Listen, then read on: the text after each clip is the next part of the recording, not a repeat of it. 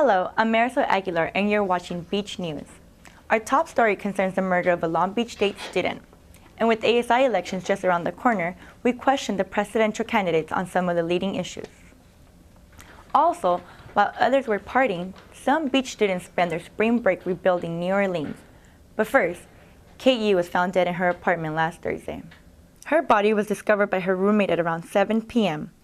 According to the coroner's office, Kate's death was caused by strangulation. Police have her boyfriend, Jonathan Nguyen, in custody.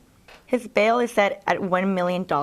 Online voting for ASI president and other positions begin next week. Brian Guaron has more.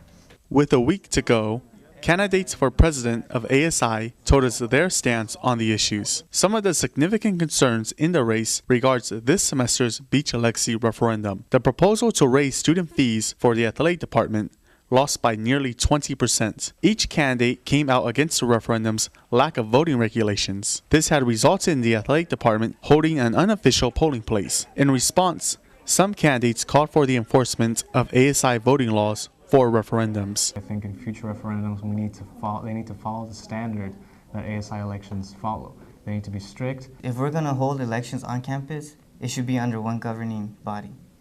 So if we're going to do referendum, it should be under ASI. Both Raul and Ricardo said they were against the referendum. However, candidate Avis Atkins was unclear on her stance on the issue. Looking at the referendum and what it would do for athletes, I was in support of it. However, I'm not too sure if it would have did well for students in increasing fees.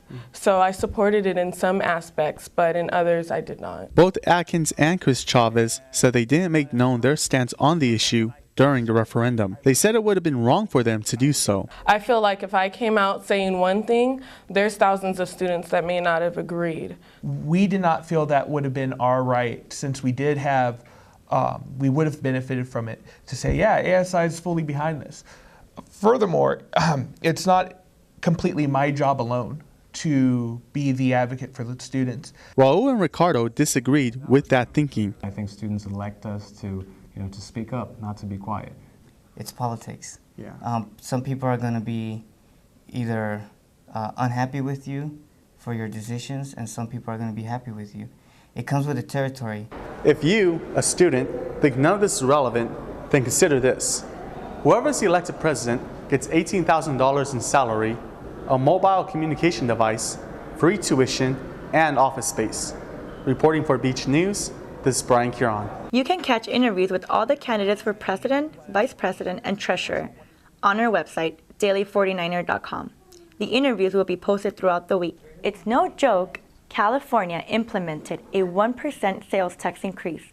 It just happened to begin on April 1st. It's a temporary tax that's part of the state's efforts to balance a budget that was $42 billion in the red. The news gets worse for smokers. The federal government increased its tax on cigarette packs from 39 cents to $1.01. College students visiting New Orleans is nothing new. However, about 30 Long Beach State students made the trip there for humanitarian reasons.